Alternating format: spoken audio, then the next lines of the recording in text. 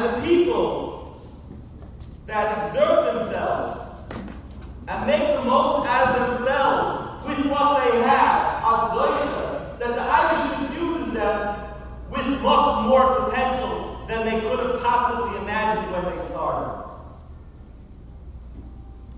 So the first thing is, be honest with yourself, where you are today. Are you really as good as you can be at what you're doing? Period. Without excuses. Boss, co-workers, company, all this stuff, wonderful. But we all know, if we're truly doing the best that we can, whether or not it's going to translate to more money or not is irrelevant. Are you consistent? I have people that work for me, and I'll tell you what I look for. I look for consistency. I had a person who worked for me for many years, and I had to get rid of him. I couldn't handle it. His performance was dependent on his mood.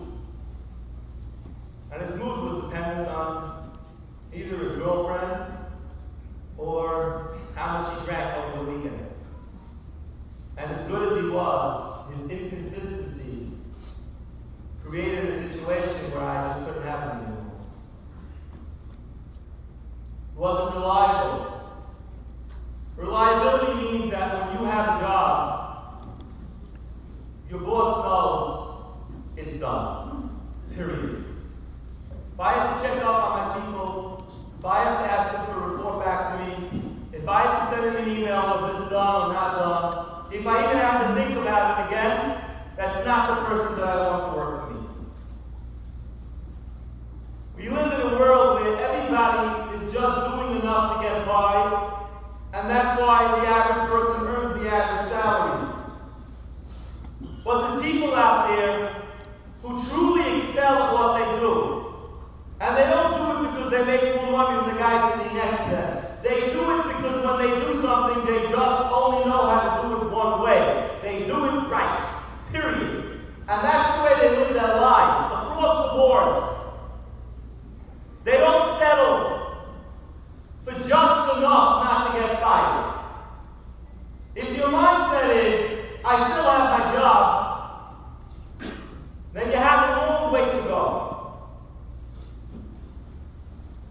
Bosses like people who think on their own. Somebody came to me recently, he's been working for this guy for 20 years. And he's watched everybody advance except for him. And I talked to him, and he was telling me his whole reality. And he told me that he doesn't understand. He has so much interaction with his boss. He works in the finance department. He's constantly checking in with his boss, constantly sending him emails, constantly showing him what he's doing. And I said, that's why you are where you are. If your boss wants to run the finance department, he wouldn't hire you. Why are you getting him involved in every single thing? The answer is that the guy doesn't have confidence. He doesn't have the confidence to make his own decisions. I want my people to make their own decisions. I empower my people to make their own decisions. And if they make the wrong decision, I don't scream at them and tell them what kind of stupid decision was that. I say, you all make mistakes. I had one of my associates make a mistake that cost me $60,000. Okay. I put $60,000 on one side of the scale, and I put an employee who makes independent decisions, taking away from me and freeing me up to run a business. So what? $60,000 is not the end of the world. We want people who are reliable, we want people that think on their own. But now I'll tell you the most important ishtabas we can do. Not what we do, but how we do it.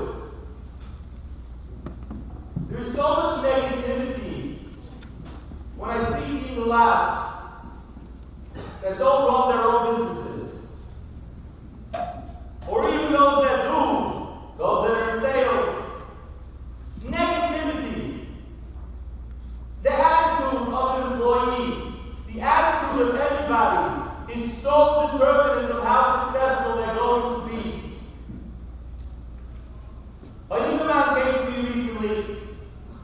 Mamish struggling. He's a graphic artist. His work is mamish unbelievable. He brought me a sampling of the kind of work he does. It's mamish gorgeous stuff. He's trying to run his own business. It's a guy who I said to him, it's mamish unbelievable because I know people that are in the world of graphic arts, but people make $200,000-300,000 a year. You know, people that are they're choking at so much work. I said, use my connections. I'm going to try to get you a job. So, Mr. Naive, Naftali Horowitz went out and started calling graphic artists. And one after another said, he's the best. It never worked. One after another. Finally, I did one of them for the world, and I said, tell me, because it's what the others. What is the problem? He says, the guy has a lousy attitude. He says, I have to work. I come in, 5:30 p.m., I just got a big job. I have two people that I can give it to. One is going to roll their eyes, veg and hope, and tell me about all the reasons in the world why this is going to ruin their life, even if they get the job done. And then the other person is happy to be helpful to the company and smiles and takes the job. Who do you think I'm going to keep giving work to? Who do you think I'm going to keep on my payroll? She or he do lesser work than the other person. It's irrelevant. As a boss, as a person who's running a company, I can't deal with this. I can't deal with attitude. I can't deal with the person who thinks they're doing the biggest favor in the world by doing their job or doing above their job. Because they're not a team player, because they don't feel like contributing to the company, or because they keep counting exactly how many hours of this and that and keeping score. I went back to this young man and I told him, it's your attitude. You can be the best graphic artist in the whole business. You're in a service business. You're in a people business. If you don't change your attitude, you will never be successful. That's a very hard thing to hear. But my rabbi said is the truth. I can tell you that if you're working in a company and the word job is the way you think, you're already starting off with the wrong foot. It's not my job. I don't get paid for that. It's the worst mindset of an employee. And it means you're going to be stuck for the rest of your life in whatever cubicle they stuck you in. A person who wants to grow has to volunteer for things they're not getting paid for. Every point in my career, I did things that I wasn't paid for. I signed up for things that had nothing to do with what I was doing because it's a learning experience. It builds your knowledge, it builds your reputation, and it builds your resume. Stay away from negative people. Unfortunately, in our Kreisen, we don't learn enough Chufetz Chaim, Shmiras Alushin in the Yiddish businesses. If we did, we would all be more successful. Negativity is like Yena Machla.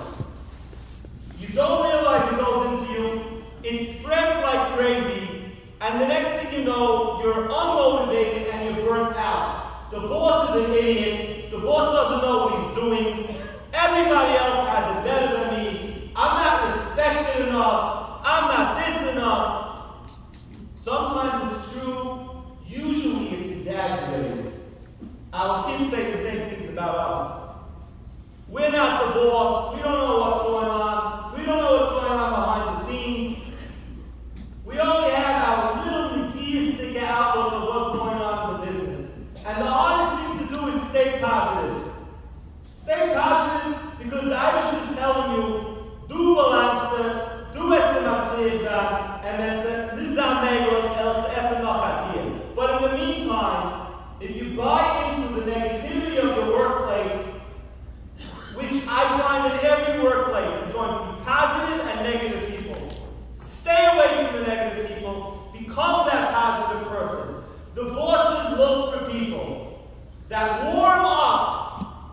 people around them and inspire them, not the people that go around complaining, which leads me to the idea that don't be a person that finds problems.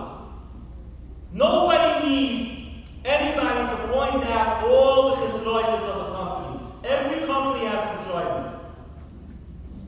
Make it your business to find solutions. And if you don't have a solution, your problem is useless.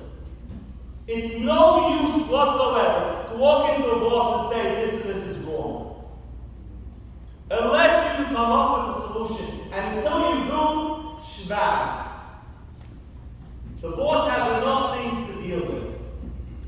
A person that's solution-oriented knows that it's possible. It's just a matter of the people deciding that there's a change that needs to be made, and you be the action. Don't dump it on the boss. You want a promotion?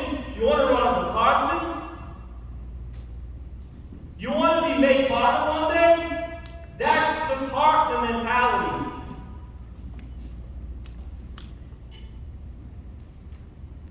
Learn how to take criticism. None of you are there yet. I say that with certainty. None of us are there yet. And the only way you're going to get there, wherever there is find out what you still lack to get there. If I have to call in one of my associates and think 50 times how I'm going to tell them that they're doing something wrong, I don't want such a person working with me. I want people who are growth-oriented, and growth-oriented people don't wait till I call them in. They come in and say, what can I be doing better? If I have to walk around eggshells to be politically correct, that's the shula, which will turn into a lawsuit, a rice, and this, and yes. I'm not hiring this person. What do I need it for? Every single thing I ever did in my life was somebody telling me I need to do it. And then I need to do it better.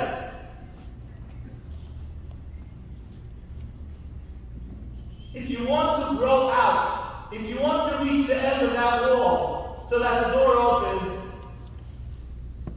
you have to figure out how to get better. And there's somebody else around you that probably knows how. If not, ask your wife. The last thing I'm going to tell you is that a lot of people expect too much from their jobs.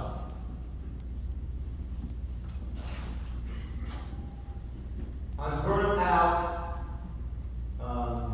unmotivated, I'm sick and tired. I hear this all day. Everybody say, I'm also burnt out and sick and tired. Anybody want to be in Wall Street for the last 3 months? One day I realized that life's not about the job. It's just not. We expect too much from the job. We think the job is somehow supposed to fulfill us and give us motivation and a sense of being, confidence, and all these wonderful things. And my job's not doing that for me. My boss, he doesn't treat me the way I want to be treated. And then I come home and I let out my wife.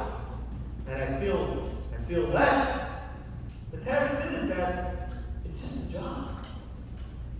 It's just a job. Now, of course, it's not just a job, because it's how I support my family. But it is just a job.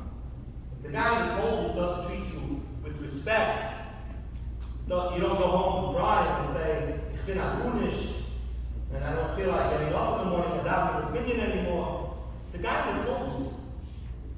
I hate to say it, that's your boss. He's just a guy in the cold. He's taking, instead of taking money, he's giving you money. But you have to put the job into perspective. I made this mistake when I went to Wall Street, and I identified with Wall Street. I'm a Wall Street executive. I work for a firm, they branded you. Ramish branded this right here. JB pen. Became Wall Street. And I found out that some people on Wall Street, they'll stab you in the back. Tell your clients horrible things about you. They'll lie to you. They'll deceive you. Why? Just one more time. I realized one day, it's just Wall Street. It's just a job. It's just a job. They never expected too much of it. Maybe God was just telling me that you want to feel whole, you want to grow, you want to feel fulfilled. Maybe you're supposed to be using your Transcending in other places, not just your job. If you're burnt out in your job, I'm telling you, it's bothering me because I speak to hundreds of people that say they're burnt out in their job. And it's not because they're not making enough money, a lot of them are making enough money, a lot of them are making too much money. It's because that's what they have. They have their job. And if you need your job to provide you with carbohydrates, protein, sugar, and all the nutrients of a successful life, then of course you're going to wake up one day and you're going to be burnt out. But if you realize that there's more to life than a job, and you express your kindness on nefesh, because let's not kid ourselves. In most jobs, you use 10 to 20% of your skill set at best. And I don't care how complicated your job is. I have a very complicated job. But if I look at the conscious on nefesh that the Eibishter gave me, and I think about how many of them do I actually truly utilize in my job, it's 20-30% maximum. The rest is sitting there.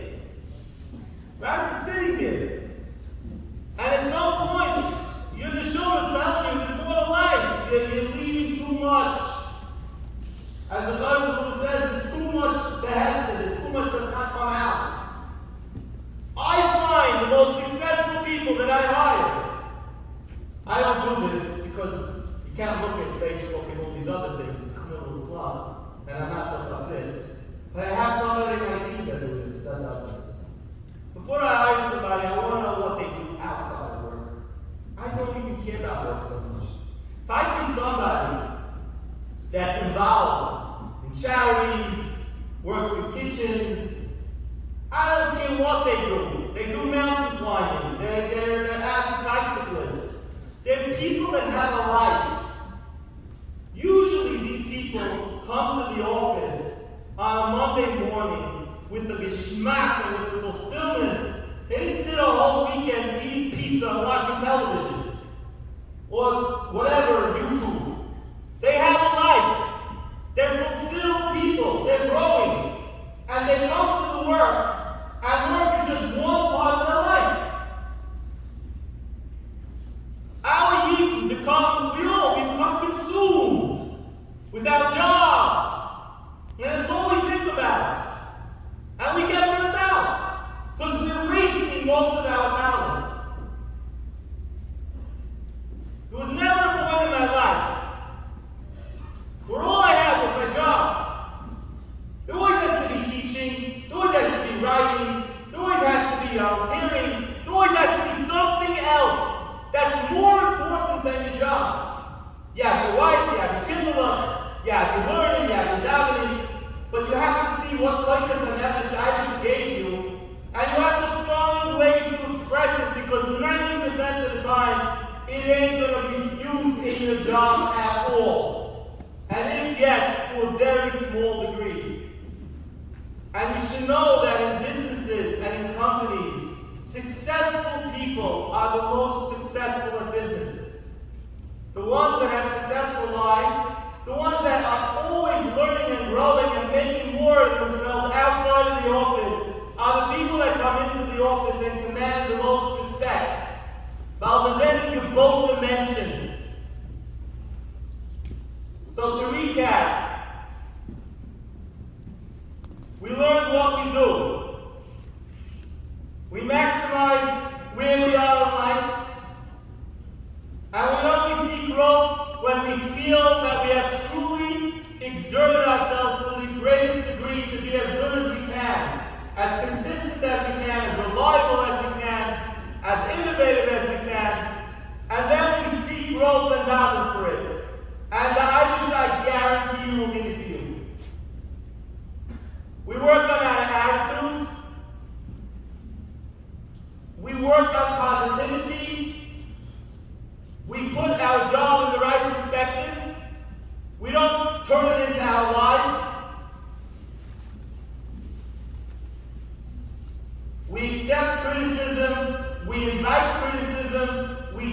seek growth wherever we can find it. And most importantly, we remember that we're only in the Hishtablis business. The results are completely not up to us. Take a few questions.